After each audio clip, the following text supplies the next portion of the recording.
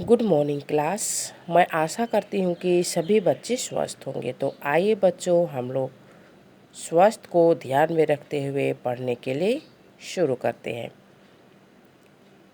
तो आज हम लोग जो भी रिवीजन करेंगे उसे आप लोग अच्छी तरह से ध्यान से सुनेंगे और एग्ज़ाम के लिए तैयारी करेंगे। तो आज हम लोग दोहराते हैं संज्ञा। तो पहले बच्चों आप लोग ध्यान से सुनेंगे मैं क्या बोल रही हूँ और उसी प्रकार से पढ़ेंगे। तो मैं पहले संज्ञा का क्वेश्चन बोल रही हूँ। संज्ञा किसे कहते हैं? संज्ञा के कितने भेद हैं? कौन कौन से? उनकी परिभाषा लिखिए या वर्णन कीजिए। संज्ञा किसे कहते हैं? यहाँ देखेंगे, किसी प्राणी, वस्तु, स्थान या भाव के नाम को संज्ञा कहा जाता है। किसी प्राणी, वस्तु, स्थान या भाव के नाम को संज्ञा कहा जाता है। संज्ञा के कितने भेद हैं? कौन कौन? संज्ञा के 3 भेद हैं। जातिवाचक संज्ञा, भाववाचक संज्ञा व्यक्तिवाचक संज्ञा और भाववाचक संज्ञा। पहला है जातिवाचक संज्ञा, दूसरा है व्यक्तिवाचक संज्ञा, तीसरा है भाववाचक संज्ञा। इनका वर्णन कीजिए। इन भेदों का वर्णन कीजिए या इन भेदों का परिभाषा लिखिए।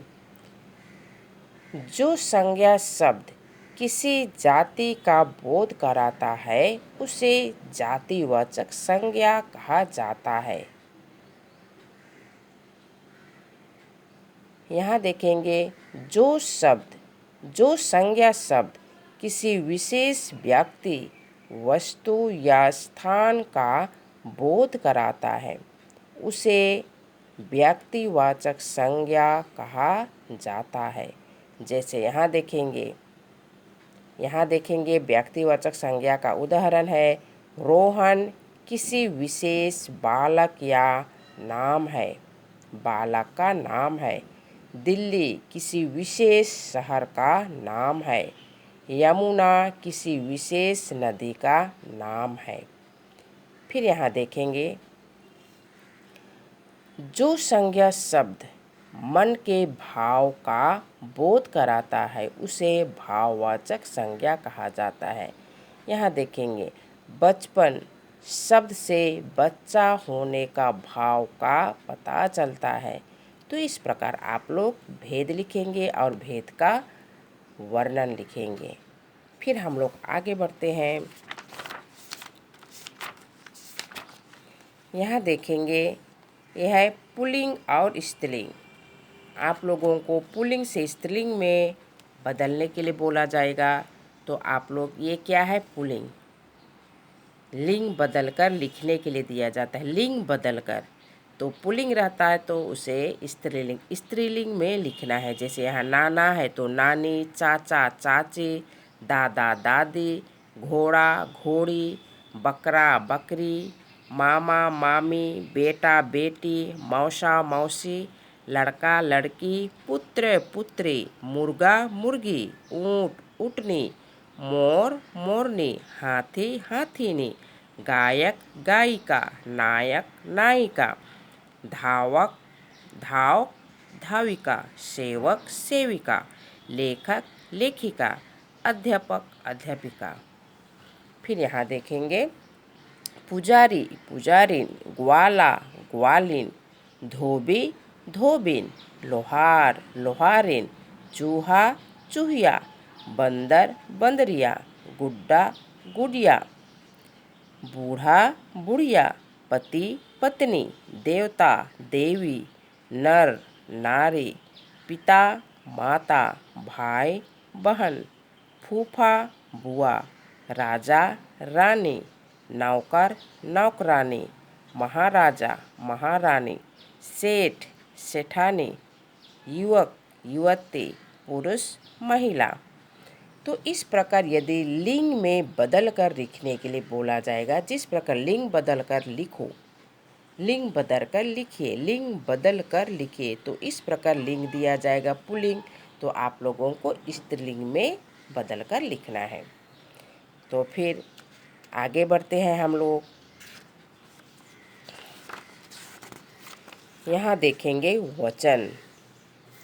वचन होता है, यहाँ देखेंगे एक वचन, बहुवचन। हम लोग एक या एक से अधिक होने का पता चलता है, उसे क्या कहते हैं? वचन। हम लोग जानते हैं कि यह एक है कि एक से अनेक है। वचन का अर्थ होता है, वचन माने हम लोग एक या एक से अधिक होने का क्या है? पता चलता है।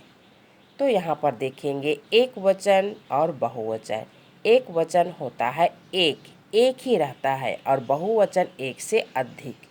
तो यहाँ देखेंगे केला, केला एक है, तो केला एक से अधिक होने से केले।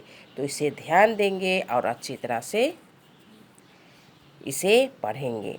तो ये एक वचन, बहुवचन। तो क्वेश्चन में रहता है एक वचन को बहुवचन में बदल कर लिखिए। तो केला, केले, गन्ना, गन्ने, ताला, ताले, झंडा, झंडे, गधा, गधे, घोड़ा, घोड़े, जूता, जूते, कुर्सी, कुर्सियाँ, कली, कलियाँ, गाड़ी, गाड़ियाँ, टोपी, टोपियाँ, खिड़की, खिड़कियाँ, घड़ी, घड़ियाँ, चादर, चादरें, आँख, आँखें, औरत, औरतें, छात्र, छात्राएं, अध्यापिका, अध्यापिकाएं, चिड़िया, चिड़िया, गुड़िया, गुड़िया, पंखा, पंखे, बेटा, बेटे, थैला, थैले, तोता, तोते, दरवाज़ा, दरवाजे, पौधा, पौधे, मुर्गा, मुर्गे, मेला, मेले, मक्खी, मक्खियाँ, रोटी, रोटियाँ, सहेली, सहेलियाँ, नदी, नदियाँ, सब्जी, सब्जियाँ, साड़ी, साड़ियाँ, पुस्तक, पुस्तकें, बहन, बहनें, माला, मालाएं, महिला, महिलाएं, चूहिया, चूहियाँ, बुढ़िया, बुढ़िया। तो इस प्रकार हम लोग एक वचन से बहुवचन में पढ़े, कैसे एक वचन को कैसे बहुवचन में बदला जाता है, एक वचन से बहुवचन में लिखने से किस प्रकार ये स्पेलिंग होता है। इसे सभी अच्छी तरह से पढ़ेंगे और एग्ज़ाम के लिए प्रिपेयर करेंगे। All the best. Thank you.